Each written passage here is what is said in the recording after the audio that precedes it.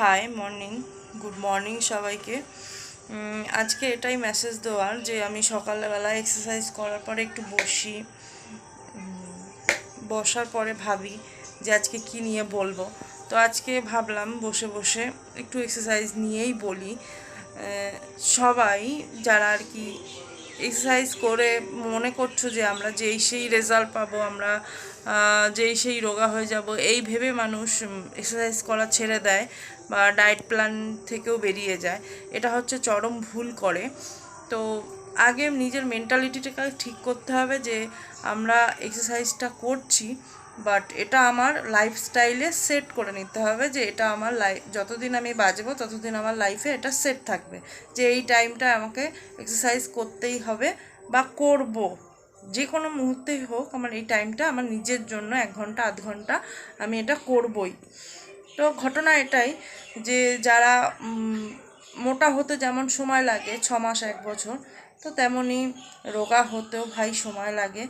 ওই হট করে কোনো দিন কোনো রেজাল্ট পাওয়া যায় না, হট করে রেজাল্ট পেতে গেলে ভাই হসপিটালে যেতে হবে। তো ঘটনা এটাই যে আমরা যেমন এক্সারসাইজ করছি, করতে করতে ভেবে নিচ্ছি যে আমরা যেই সেই রোগা হয়ে যাব, এরকম কোনো দিন কিছু হয় না। তো রোগা হতে গেলে একটা বেসিস দরকার হয়। তো বেসিসটা হচ্ছে যেমন কন্টিনিউ 1-2 বছর 5 বছর সময় লেগেছে মোটা হতে, তেমনই আমাকে ওটা করে যেতে হবে, আপনি রেজাল্ট চলে আসবে। হ্যাঁ, সব থেকে বেশি নজর যেটা রাখতে হবে, সব থেকে বেশি নজর রাখতে হবে এটাই যে আমার খাওয়া দাওয়া মেনটেন করতে হবে। কিভাবে? যেগুলো একজন ডায়েটিশিয়ান যেভাবে বলে সেভাবে অনেকে নিজেদের মতন ডায়েট চার্ট বানিয়ে নেয়, বাট ওইভাবে কোনো দিন হয় না। নিজেকে একটু ডক্টরের কাছে দেখানোরও প্রয়োজন।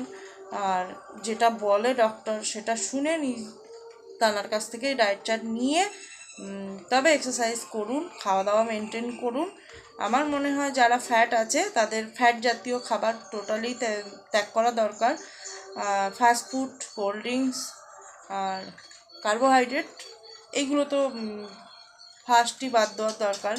তো ঘটনা এটাই, আমরা যদি মনে করি এক্সারসাইজ করে আমরা রোগা হতে পারছি না, আমাদের যেই সেই রেজাল্ট আসছে না, তো এটা আমরা ভুল করছি যে কিছুদিন করে ছেড়ে দিচ্ছি মানে আবার সেই বেসিসটা শরীরের ভিতরে শুরু হয়ে যাচ্ছে।